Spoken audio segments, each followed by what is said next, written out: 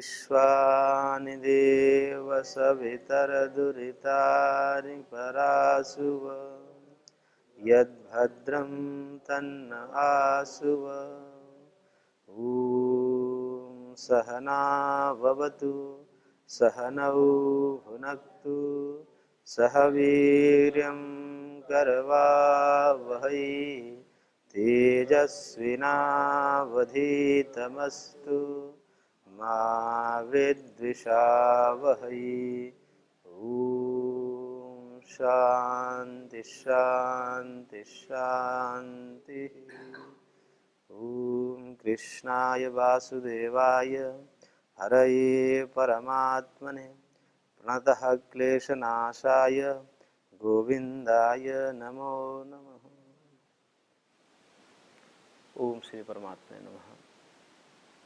श्रीमद् भगवद गीतामृतम सांख्य योग नामक दूसरे अध्याय पर हम चर्चा कर रहे थे, जिसमें भगवान ने कर्म योग की भूमिका रखी और कर्म योग की भूमिका रखते हुए कहा कर्मण्येवाधिकारस्ते मा फलेषु कदाचन, कि कर्म में ही तुम्हारा अधिकार है, फल में अधिकार नहीं है। ब्रह्म सूत्र में एक सूत्र दिया महर्षि वेदव्यास जी ने, कहा फलमत उपपत्ते है, अर्थात भगवान जो है फल प्रदाता है।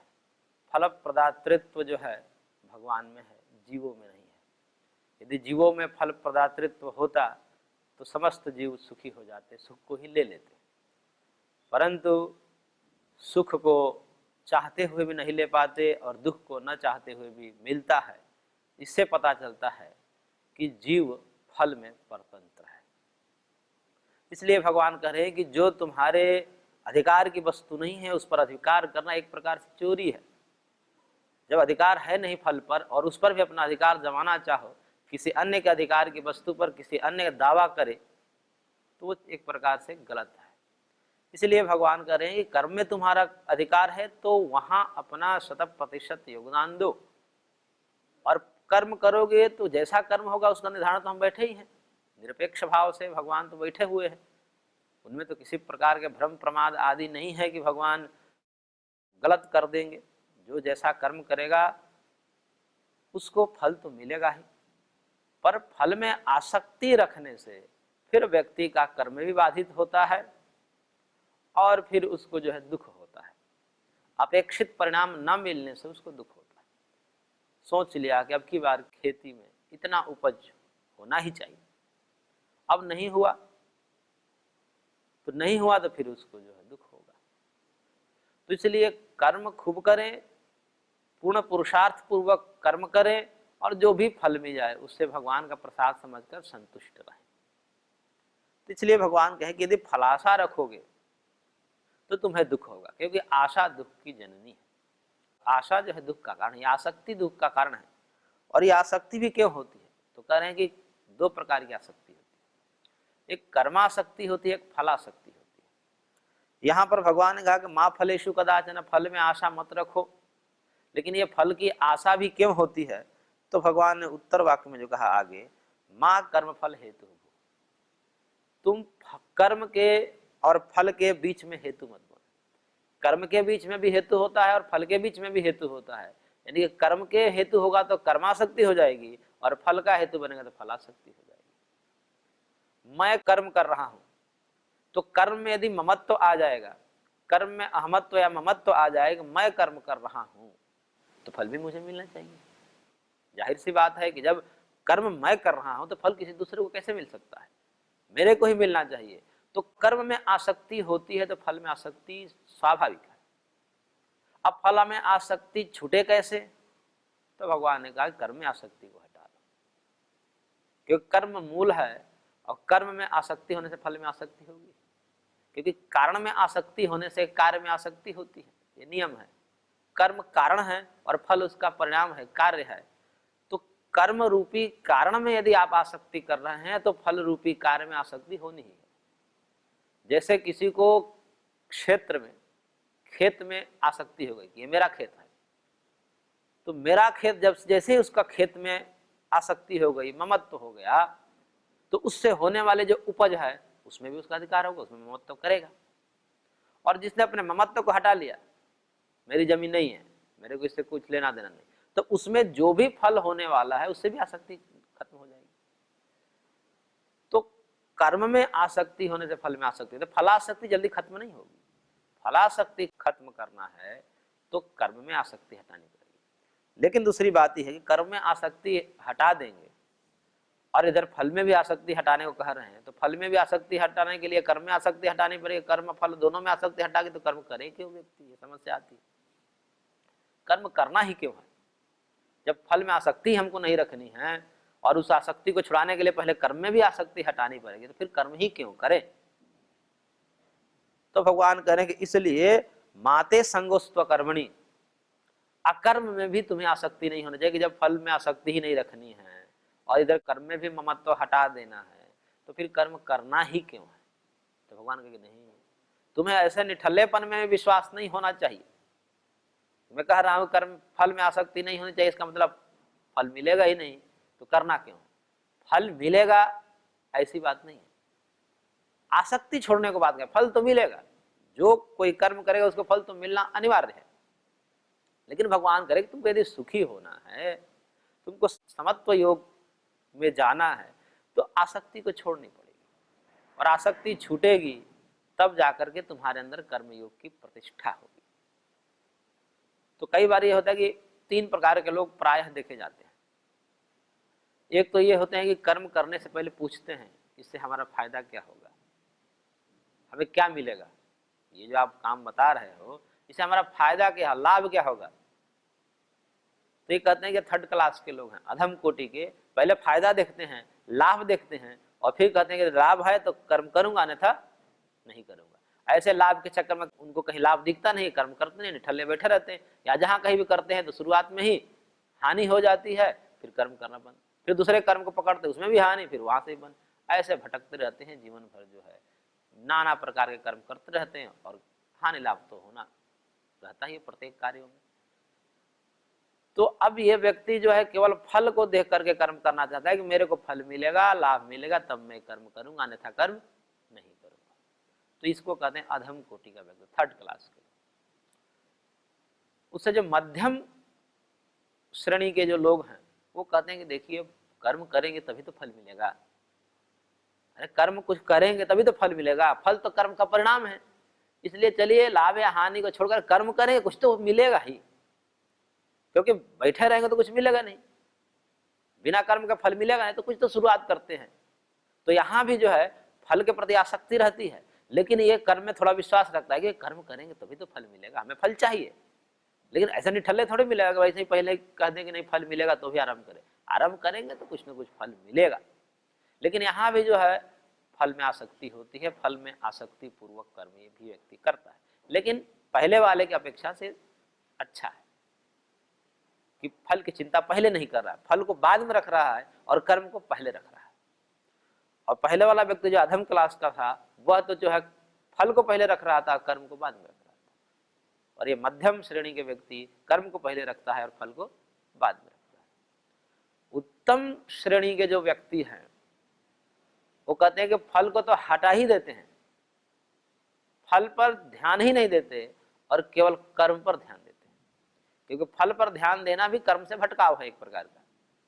आप जब भी फल पर चिंतन करेंगे तो आप कर्म से हट जाएंगे, उतना समय आप अपना ध्यान केंद्रित कर्म पर न करके फल की तरफ देंगे तो कर्म से ध्यान हट जाएगा, और कर्म से ध्यान हटेगा तो उतना कर्म बाधित होगा, और कर्म जब बाधित होगा तो फल पर प्रभाव पड़ेगा। इसलिए यदि अच्छा से अच्छा फल भी प्राप्त करना है तो भी फल की चिंता नहीं करनी चाहिए, क्योंकि एकाग्रता जो हमारे कर्म पर बनी रहती है। तो कर्म पर हम जितना फोकस करेंगे फल तो मिलना ही है, फल तो उसका परिणाम है, कहाँ जाएगा। हम खेती करेंगे तो अनाज होगा ही, कहाँ जाएगा। तो अनाज होने की चिंता छोड़ करके खेती करने पर हम यदि फोकस करें तो अनाज तो मिलेगा ही। तो ये जो तीसरे प्रकार का व्यक्ति है वो फल को छोड़ देता है, फल की आसक्ति को छोड़ देता है और केवल कर्म को ध्यान देगा। भाई हमारा काम है कर्म करना, फल देना भगवान का काम है, उनको समझ में आए देंगे अथवा नहीं देंगे। तो इस प्रकार से कर्म को जो है वह समस्त कर्म को आगे भगवान कहेंगे कि उस कर्म को भी कैसे करना है। तो वो कर्म केवल करेगा से यंत्र की भांति कर्म करेगा और कर्म में भी आसक्ति को छोड़ देगा। ये व्यक्ति वैसा ही कर सकता है। ये व्यक्ति जो है कर्म करेगा, लेकिन जब तक उसके अंदर ब्रह्म भाव की प्रतिष्ठा नहीं होगी, भगवान को मानकर कर्म नहीं करेगा, तब तक कर्म योग सिद्ध नहीं होगा। कोई कितना भी चाहे कि हम राग द्वेष रहित होकर के कर्म करें, नहीं हो सकता। जब तक से भगवत भाव नहीं आएगा तब तक से राग द्वेष हटेगा नहीं, तब तक से कर्माशक्ति और फलाशक्ति नहीं हटेगी। इसलिए कर्माशक्ति और फलाशक्ति हटाने के लिए ब्रह्म भाव का आरोपण करना पड़ता है और तब कहना पड़ता है कि जो भी कर्म मैं कर रहा हूँ ये आपकी प्रेरणा से कर रहा हूं, मैं नहीं कर रहा हूं। मेरे में क्या योग्यता? शरीर को देने वाले आप हो, बल को देने वाले आप हो जिसे हम कर्म कर पा रहे हैं, बुद्धि को देने वाले जिसे हम सोच विचार कर कर्म कर रहे हैं, सब तो आपका दिया हुआ है। तो इसमें मैं अपना अहम क्यों रखूं, अभिमान क्यों रखूं? इस प्रकार से जैसे ये चिंतन में आता है तो उसको लगने लगता है कि सब हो रहा है भगवान की कृपा से, तो ममत्व हट जाता है उसका। और ममत्व हट जाता है तो कर्म में मत मैं नहीं कर रहा हूं, अभी तो मेरे को करवाया जा रहा है, मेरे द्वारा भगवान करा रहे हैं, क्योंकि बुद्धि दी भगवान ने। औरों को क्यों नहीं मिली? चाह करके भी बुद्धि लोग को नहीं दे पाते भगवान, चाह कर भी लोग नहीं ले पाते बुद्धि को, चाह करके भी बल नहीं ले पाते, बल और वेग पुरुषार्थ कर्म करने का वो नहीं मिल पाता। चाह कर भी, चाहते सब लोग हैं कि हम भी ऐसे ऐसे बड़े बड़े कार्य करें, पर नहीं हो पाता। जो कर लेता है, जो करता है, तो उसको लगता है कि नहीं, और तो लोग नहीं कर पा रहे हैं, और तो लोग ऐसा नहीं सोच पा रहे हैं, सेवा का कर्म, कर्म योग, भगवान के लिए काम करना, इस प्रकार का नहीं सोच। मैं सोच रहा हूं, मेरे अंदर ये बुद्धि कहां से आई? तो बुद्धि को देने वाले भगवान ही है। इसलिए कहा गया शास्त्रों में, अंतःकरण रूपाय तस्मै विश्वात्मने नमः। अंतःकरण के रूप में सबके अंदर भगवान ही विराजमान है। ये अंतःकरण जो हमारा है, जिससे हम चिंतन करते हैं, संकल्प करते हैं, विकल्प करते हैं, जो हमारे अंदर विचार आते हैं, ये विचारों पर भी नियंत्रण भगवान का होता है। और जीव के कर्मों के अनुसार भगवान वैसे वैसे विचार और संकल्प बुद्धि देते जाते हैं। यदि पाप कर्म है उसके, तो ऐसे ऐसे विचार आएंगे गलत कर्म करने के, क्योंकि पाप कर्म भरे पड़े हैं उसके, दुख देना है भगवान को, तो ऐसे तो लेकर हाथ पकड़कर दुख में डाल नहीं देंगे, वो बस विचार बदल देते हैं। इसलिए कहा जाता है विनाश काले विपरीत बुद्धि। तो विपरीत बुद्धि कहां से आ जाए? अब उस व्यक्ति को कोई समझा नहीं सकता। जिसके कर्म में पाप कर्म है, उसको दुख भोगना ही है, उसके विचार गड़बड़ाएंगे, और कितना ही व्यक्ति पूरी दुनिया लग जाए उसको समझाने, वो नहीं समझ सकता। अभी बताइए कैसा है? कि भगवान की प्रेरणा, उनको गिरना है। और ऐसे जिसको उठना होता है, जिसके कर्म में पुण्य कर्म है, उसके अंदर ऐसे ऐसे संकल्प आएंगे कि उसको लाख कोई समझाए कि ऐसा मत करो, वो रुकता ही नहीं है और आगे बढ़ जाता है, ऊपर उठ जाता है। तो ये जो है भगवान अंतःकरण के रूप में सबके अंदर विराजमान है और सबको कंट्रोल करते हैं। इसीलिए कहा गया है, आगे भगवान कहेंगे कि ईश्वर सर्वभूतानां हृदय से अर्जुन तिष्ठति भ्रामयन सर्वभूतानि यंत्रारूढ़ानि मायया। कि भगवान सबके हृदय में विराजमान है और वैसे ही नचा रहे हैं जैसे कठपुतली को नचाता है नचाने वाला। उमा दारू जोशित की नाई सब ही नचावत राम गोसाई। कठपुतली की भांति भगवान सबको नचाते हैं, क्योंकि कर्म और फल के देने वाले तो वही है ना, फल तो वही देंगे, तो इसलिए वो नचाते हैं, सबकी बुद्धियों पर नियंत्रण करते हैं। इसलिए सांख्य की प्रक्रिया में, जहाँ पर सांख्य महर्षि कपिल बताते हैं सृष्टि प्रक्रिया, उसमें कहते हैं कि सबसे पहले सृष्टि की रचना, इसमें बुद्धि तत्व का निर्माण हुआ। सबसे पहले बुद्धि तत्व का निर्माण हुआ और वहीं से सब खेल होता है। बुद्धि में भगवान विराजमान है, वहीं से खेल कर देते हैं, किसको कैसे, कहाँ क्या करना है, कैसा संकल्प विकल्प। तो इसलिए जो भी भाव, यदि स्वभाव भी उठ रहा है, तो व्यक्ति को यही समझना चाहिए कि सब भगवान के हैं, मेरा नहीं है। मैं अच्छा हूं, इसका भी अभिमान नहीं होना चाहिए, अपनी सज्जनता का भी अभिमान नहीं होना चाहिए, अपनी साधुता का भी अभिमान नहीं होना चाहिए, अपने जप तप का भी अभिमान नहीं होना चाहिए। क्या हम जप तप कर सकते हैं? थोड़े से नाम लेते हैं और वो भी नाम लिया नहीं जाता, ले भी लेते हैं तो मन कहीं और रहता है, मन कहीं और रहता है, मुख से भगवान का नाम चलता है, मुख से मंत्र चलते हैं, मन कहीं और है, और कहते हैं कि हमने इतना नाम लिया, इतने माला करते हैं। क्या करते हैं माला उसमें? अरे मन तो कहीं और है। इसलिए एकाग्रता पूर्वक हम कितने देर भगवान के पास बैठ पाते हैं? जब देखते हैं तो लगता है कि नहीं बैठ पाए। इसलिए ऐसे शुभ कर्मों के प्रति भी आसक्ति नहीं होनी चाहिए। तो इस प्रकार से समस्त आसक्ति का त्याग करके, और ये कब होगा? जब तक भगवत भाव नहीं आएगा तब तक ये नहीं हो पाए। तो इसलिए भगवान यहाँ पर कह रहे हैं कि कर्म फल में हेतु मत बनो, कारण मत बनो। कर्म फल में कारण कब बनना है? जब उसमें अहंकार आ जाता है, ममत्व आ जाता है, मैं कर्म कर रहा हूँ। ये अहमत्व और ममत्व दो है, मैं और मेरा, मैं और मोर ते तोर ते माया जा बस कर ही जीव निकाया। मैं और मोर यही तो माया का स्वरूप है, मैं मेरा तुम तुम्हारा, यही माया का स्वरूप है। और यही समस्त जीव को जो है बस में किए हुआ है, भगवान से विमुख किया हुआ है। मैं मोर तुम तुम्हारा ये हट जाए तो फिर तो भगवान कहीं दूर नहीं हो, तो प्राप्त ही है। इतना ही त्याग करना है। भगवत प्राप्ति में कहते हैं दुखों से निवृत्ति में कुछ करना नहीं होता, बस छोड़ना होता है। पकड़े हुए हैं हम, उसको छोड़ना होता है, और छोड़ दिए तो मुक्त तो हम हैं। महर्षि कपिल कहते हैं कि हम तो जो है नित्य शुद्ध बुद्ध मुक्त स्वभाव तद्योगादृते, हम तो नित्य मुक्त हैं, हम बंधन में नहीं हैं। हम बंधन में नहीं, हम नित्य मुक्त हैं। मुक्ति भी क्या है? कहते हैं अंतराय ध्वस्तिर न परः। मुक्ति जो है प्राप्त नहीं करनी है, भगवान को प्राप्त नहीं करना है। भगवान तो प्राप्त है, ईशावास्यमिदं सर्वम, वो सब जगह व्याप्त है। तो हम में भी है, हमारे हृदय में भी है, तो कहाँ जाएंगे? सब जगह है, विभु है, व्यापक है, तो हमारे अंदर है। तो जो सब जगह व्यापक चीज है उसको प्राप्त नहीं किया जा सकता। फिर भी भगवत प्राप्ति कैसे, ये शब्द कैसे प्रयोग किए जाते हैं? भगवान को प्राप्त करना है, भगवत प्राप्ति करनी है, मोक्ष को प्राप्त करना है। अरे मोक्ष मतलब छूटना होता है, प्राप्त करना नहीं होता है। क्योंकि जिस वस्तु को प्राप्त करनी है वो वस्तु तो सब जगह पहले से विद्यमान है। तो फिर क्या करना है? तो कहना है कि अंतराय ध्वस्त, अंतरायों का ध्वस्त करना। जो बाधक तत्व है उसको हटाना है, दुर्गुणों को हटाना है, दोषों को हटाना है, पापों को हटाना है, अशुभ संकल्पों को हटाना है। ऐसे हटाते हटाते हटाते मन वाणी और शरीर से जितने दुर्व्यवहार है उसको त्यागते जब जाते हैं, त्यागते जाते हैं, उतने अंश में भगवान के नजदीक चले जाते हैं। और जब सर्वथा निर्दोष हो जाते हैं, तो सर्वथा निर्दोष तो भगवान की कृपा से होते हैं। पहले तो महर्षि पतंजलि ने कहा कि भगवत प्राप्ति के लिए पहले आपको क्रिया योग करना पड़ेगा। क्रिया योग के विषय में तपस्वाध्याय ईश्वर प्रणिधानानि क्रिया योग, तप स्वाध्याय और ईश्वर प्रणिधान, ईश्वर भक्ति, तप करना पड़ेगा थोड़ा। इंद्रियों को संयम करना पड़ेगा, इंद्रियां विषयाभिमुखी होगी, इनका स्वभाव है इंद्रियों का विषयों की तरफ जाना, पर उनको जबरदस्ती रोकना, ज्ञान से रोकना, प्रयत्न पूर्वक रोकना, लेकिन रोकना, रोकने का प्रयास करना, ये तप है। तपो द्वंद्व सहनम, ये जो जितने समत्व है समता तप ही है एक प्रकार का। फिर स्वाध्याय करना, नित्य स्वाध्याय करना, गीता आदि का स्वाध्याय करना, ग्रंथों का स्वाध्याय करना रोज होना चाहिए।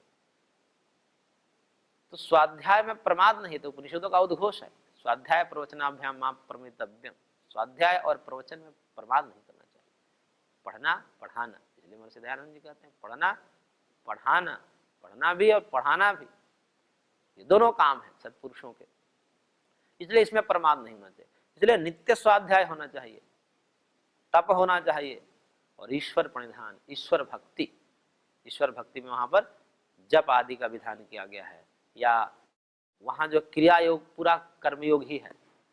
भाष्यकार वहाँ कहते हैं कि समस्त कर्मों को परम गुरु परमेश्वर पर अर्पित कर देना, यही ईश्वर प्रणिधान है, यही कर्मयोग है। पूरा गीता का सार उन्होंने एक सूत्र में दिया है, तपस्वाध्याय ईश्वर प्रणिधानानि क्रिया योग। इसका फल क्या होता है? तो करेंगे क्रिया योग का फल ये होता है कि समाधि भावनार्थ क्लेश तनुकरणार्थस्य, भगवान के प्राप्ति लायक हमारा चित्त बन जाएगा। क्योंकि हमारा चित्त अभी दूषित है, काम आदि विकारों से हमारा चित्त उपरंजित है, रंगा हुआ है। अब क्रिया योग आदि के द्वारा वो धीरे धीरे धुलेगा। और क्लेश तनुकरणार्थस्य, इधर क्लेश तनु जो कमजोर होंगे, क्लेश का मतलब जितने राग आदि वासनाएं हैं, काम राग आदि वासनाएं, ये कमजोर होंगी। और कमजोर जैसे जैसे होगी वैसे वैसे हमारा चित्त निर्मल होगा, वैसे वैसे हमारा चित्त भगवान के लायक हो जाएगा, हम भगवान के कृपा पात्र बन जाएंगे। लेकिन इन क्रिया योग से जो है किसी कर्म से भगवान प्राप्त नहीं हो सकते। भगवान तो कृपा से ही, भगवान स्वयं जब कृपा करते हैं तभी प्राप्त होते हैं। हमें बस अपने अंतःकरण को पवित्र करने के लिए कर्म करने होते हैं कि हमारा अंतःकरण पवित्र हो जाए। जो राग आदि विकार हैं धीरे धीरे तप से, स्वाध्याय से, ईश्वर भक्ति से, जप से धीरे धीरे कमजोर हो जाते हैं। तो हमको सबसे पहले कहते हैं कि अपने आप को भगवान की तरफ पैर बढ़ाना पड़ता है। हम एक कदम आगे बढ़ाने का संकल्प लेते हैं और बढ़ाते हैं, तो भगवान कहते हैं 10 कदम आगे बढ़ते हैं और बल भी देते हैं। लेकिन हम रुके रहते हैं, बैठे रहते हैं, तब वो कुछ नहीं करते। तो संकल्प हमने ले लिया, क्रिया योग का अनुष्ठान कर दिया, कर्म योग का अनुष्ठान कर दिया। भगवान कर्म योग का अनुष्ठान के लिए कह रहे हैं। तो कर्म योग का अनुष्ठान जब करते हैं तो भगवान स्वयं उसे बल और वेग भी प्रदान करते हैं। तो अनुष्ठान हमें पहले प्रारंभ करना पड़ता है स्वयं से, बाकी भगवान सब मदद करते हैं। और फिर एक दिन देखते हैं कि अभी ये जो है सतर्क हो गया है, तब उस पर कृपा कर देते हैं। इसलिए भगवान तो कृपा से ही मिलते हैं, लेकिन हम जो कर्म करते हैं वो भगवान के कृपा पात्र बनने के लिए करते हैं। तो इसलिए पूरा कर्म योग जो है अंतःकरण शुद्धि पूर्वक भगवान की प्राप्ति हो जाए, अंतःकरण शुद्ध हो जाएगा, राग द्वेष रहित हो जाएगा, प्रेम का आविर्भाव हो जाएगा हृदय में, तब भगवान तो और कृपा करके अपना स्वरूप खोल देते हैं सामने। तो इस प्रकार यहाँ पर भगवान ने कहा कि माँ कर्म फल हेतु भू, कर्म फल के हेतु मत बनो, कारण मत बनो। और ऐसा भी नहीं होना चाहिए कि कर्म न करने में तुम्हारी आसक्ति हो जाए कि नहीं, जब फल नहीं लेना है, फल में आसक्ति नहीं करनी है, तुम क्यों कर्म करो, ऐसा भी नहीं होना चाहिए। कर्म भी करो, फल की आशा का भी त्याग करो, ये कर्म योग है। और उसी को भगवान आगे कह रहे हैं श्लोक संख्या 48 में, योगस्थः कुरु कर्माणि संगम त्यक्त्वा धनंजय सिद्ध्य सिद्धयोः समो भूत्वा समत्वं योग उच्यते दूरेण ह्यवरं कर्म बुद्धि योगात् धनंजय बुद्धौ शरणमन्विच्छ कृपणाः फलहेतवः। भगवान करेंगे हे धनंजय, संगम त्यक्त्वा, सिद्धि असिद्धि ये दोनों में सम होकर के, संग का मतलब आसक्ति, संग मतलब आसक्ति, राग, राग किसे कहते हैं, तो राग के लिए महर्षि पतंजलि ने एक सूत्र दिया, बहुत बढ़िया सूत्र दिया, और उन्होंने कहा कि सुखानुशयी राग। ये शब्द ऐसे ऐसे होते हैं कि प्रारंभिक रूप में समझ में नहीं आता ये राग क्या है, आसक्ति क्या है, तो इसलिए उसको परिभाषित कर देना जरूरी हो जाता है। तो संग, आसक्ति, राग, ये सब काम, ये सब पर्यायवाची शब्द है। तो राग किसे कहते हैं, तो सुखानुशयी राग, सुख के पीछे जो आने वाला है उसको राग कहते हैं। जैसे हमें किसी वस्तु से सुख मिला, अब सुख मिलने के बाद उस वस्तु या उस व्यक्ति के साथ जो चित्त का एक लगाव है, एक भाव है, इसी भाव को राग कहते हैं। क्योंकि सुख मिलेगा तो एक जुड़ाव हो जाता है, अटैचमेंट हो जाता है, यही राग है। यानी कि जहां जहां सुख मिलेगा वहां वहां आपको और हमको राग दिखेगा, क्योंकि सुख मिल गया है। तो सुखानुशयी राग, सुख मिलने, सुख के पीछे राग होता है। एक बार सुख मिल जाए तो पुनः प्राप्त करने की जो मन की कामना है, यही राग है। और द्वेष का है तो कहेंगे दुखानुशयी द्वेष, दुख जिस व्यक्ति और साधन से मिल जाता है, पदार्थ से मिलता है, उसे दूर भागने के जो एक भाव है हृदय का, उसे द्वेष कहते हैं। तो राग और द्वेष ये दोनों विरोधी हैं, लेकिन द्वेष का कारण भी राग है। राग में जब बाधा आती है, सुख में बाधा कोई पहुंचाता है, तो फिर व्यक्ति क्रोधित हो जाता है, दुखित हो जाता है। तो इसलिए यहां पर कहा कि संगम त्यक्त्वा, राग को त्याग करके, कौन सा राग, फल में राग, कर्म और फल दोनों में राग, इनका त्याग करके, और सिद्धि असिद्धि में ये भी तुम चिंता छोड़ दो, सिद्धि को प्राप्त होऊंगा, भगवत प्राप्ति होगी अथवा नहीं होगी, हो पाई तो भी ठीक, न हो पाई तो भी ठीक। यानी कि इसी जन्म में भगवत प्राप्ति हुई अथवा नहीं हुई, ये दोनों में सम रहो, चिंता नहीं करनी है, हुई तो भी ठीक, नहीं हुई तो भी ठीक, क्योंकि कर रहे हो कर्म। जब हम कर्म करते हैं तो फिर हम निश्चिंत रहते हैं, कर्म कर रहे हैं ना, अब मालिक देने वाला है फल, वो जब देना चाहे, उनकी मर्जी। तो हम भगवान से प्रीति करते हैं, प्रेम करते हैं, तो इसका मतलब उसके उनके विधानों में भी हम प्रेम करेंगे, उनके हर एक चीज में, हर एक संकल्प, हर एक निर्णय में हम प्रेम करेंगे। चाहे कुछ भी दे दो, वहां नहीं दे दे तो भी हम प्रेम करेंगे, भाई मालिक है, वो हमारे कल्याण के लिए, उन्होंने देखा होगा भूत वर्तमान भविष्य सब, आगे के भी देख करके वो सब देते हैं। तो हानि लाभ, जय पराजय, यश अपयश, सब में समरह करके, सिद्धि असिद्धि सब में समरह करके, और क्या करो, योगस्थ कर्माणि कुरु, योगस्थ होकर कर्म करो, योग में स्थित होकर कर्म करो। अब यहां से योग शब्द की व्याख्या करेंगे आगे, योग क्या है। तो योग में स्थित हो जाओ, और योग में स्थित होकर के राग को हटा करके कर्म करो, और ये जो योग है, जिसे भगवान ने कहा कि योगस्थ होकर, योग में स्थित होकर कर्म करो, तो फिर ये योग क्या है? तो फिर इसी श्लोक में भगवान ने कह दिया समत्वम योग उच्यते। योग की परिभाषा है, बहुत प्रसिद्ध है, यह समता ही योग है। ये बुद्धि की जो समता है, ये भाव कि सिद्धि और असिद्धि दोनों में हमें विचलित नहीं होना है, लाभ हानि दोनों में हमें विचलित नहीं होना। तो ये बुद्धि का सम होना, नहीं तो बुद्धि विचलित हो जाती है। भाव जो है, सुख में हम अलग दिखते हैं और दुख में हमारा चेहरा अलग ही दिखता है। तो सुख दुख का अनुमान जो है चेहरे से हो जाता है कि व्यक्ति सुखी अथवा दुखी है। सुखी होगा तो चेहरा प्रसन्न होगा, प्रसन्न वदन होगा, और दुख होगा तो चेहरा उसका मुरझा जाता है। लेकिन भगवान कहते हैं कि दोनों में सम रहो, सुख और दुख दोनों में सम रहो। इस प्रकार के सुख दुख में सम रहने का अभ्यास करना चाहिए। अभ्यास तो छोटे छोटे इसमें होता है, जैसे भोजन बना, नमक कम है और थरिया फेंक दिए, क्या बना दिया, थोड़ा सा जल गया रोटी, अरे एक दिन जल गया तो क्या हुआ उसमें, एक दिन नमक नहीं पड़ा, ज्यादा पड़ गया कम, क्या अंतर पड़ता है। तो अब इन दोनों में पड़ गया नहीं पड़ गया, स्वाद आ रहा है नहीं आ रहा है, अरे रोज तो नहीं आता, कभी हो जाता है, तो उसमें सम रहना ठीक है, हो जाता है। ऐसे अभ्यास होते हैं। कोई व्यक्ति हमारे अनुकूल नहीं चल रहा है, कभी कभी अनुकूल चलता है, कभी प्रतिकूल भी चलने लगता है, तो अनुकूल जब चलेगा तो ठीक है, और जैसे प्रतिकूल चल रहा है फिर हम क्रोधित हो जाते हैं। अरे भाई, अनुकूल में जिस प्रकार से आप स्थिर रहते, प्रतिकूल में भी रहिए। चलो, सब प्रतिकूल में भी अपना उसका व्यवहार है, ठीक हो जाएगा।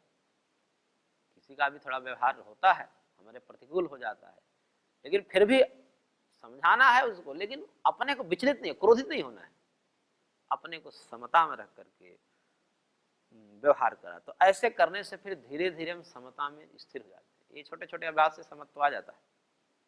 फिर बड़े बड़े चीजों में यही समता का जब अभ्यास करते हैं तो भयंकर भयंकर जब स्थितियां आती है, उस समय दुख आते हैं, उस समय व्यक्ति अपने को बैलेंस बना लेता है। तो समता होने का, समत्व होने का अभ्यास कर